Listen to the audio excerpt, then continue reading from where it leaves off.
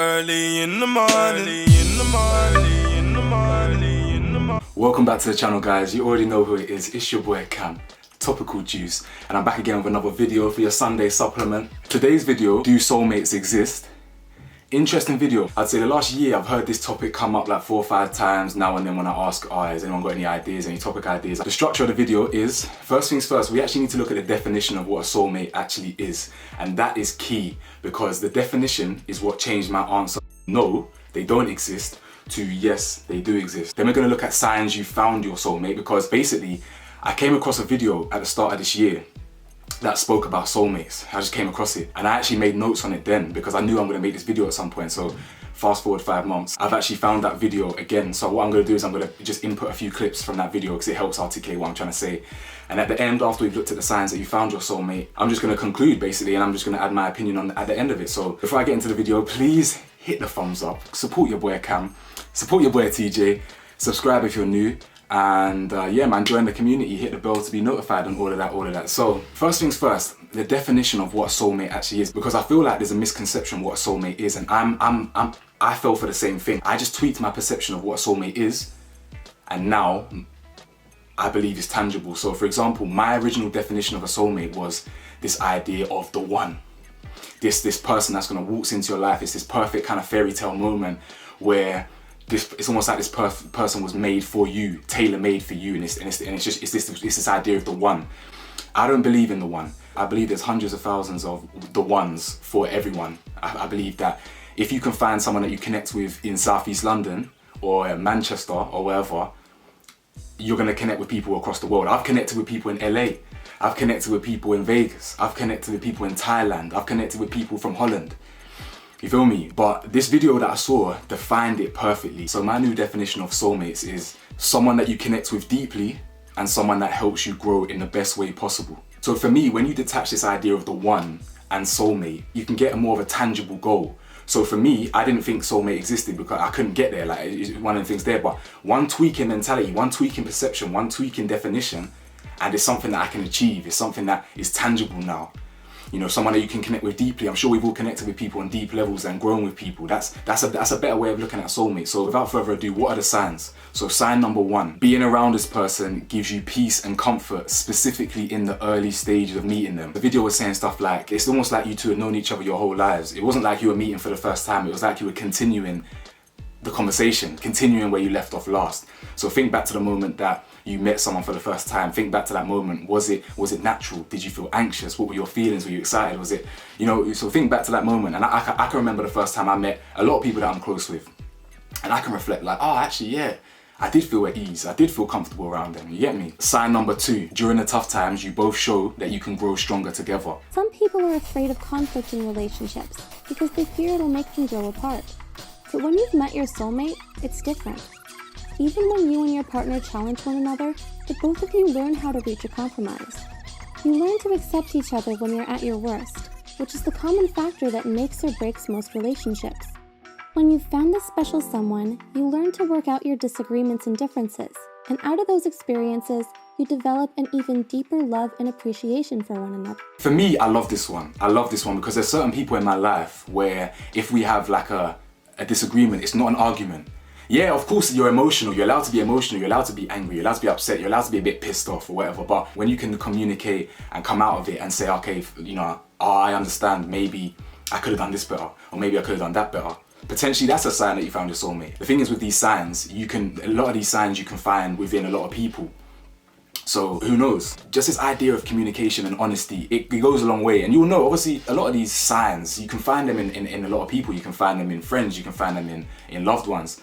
But I think you'll know. I think you just know. I hope you just know, but I think you just know anyway. Sign number 3. It's a bit cliche, but it's kind of like you complete each other. Not in like a, oh, you complete me kind of like lovey-dovey. It's like you can be very, very different. You can have different fashion sense. You can have different taste in music. You can have different personalities. One person can like going out, one person can not. But it's this idea that you bring each other stability, you bring each other balance, you seem to understand each other. You're like the peanut to their jelly. All you know is that you balance each other out. No matter how different or opposite the both of you may be in your strengths, lifestyles, or the way you guys dress, somehow the two of you know how to get along and make an impact on one another.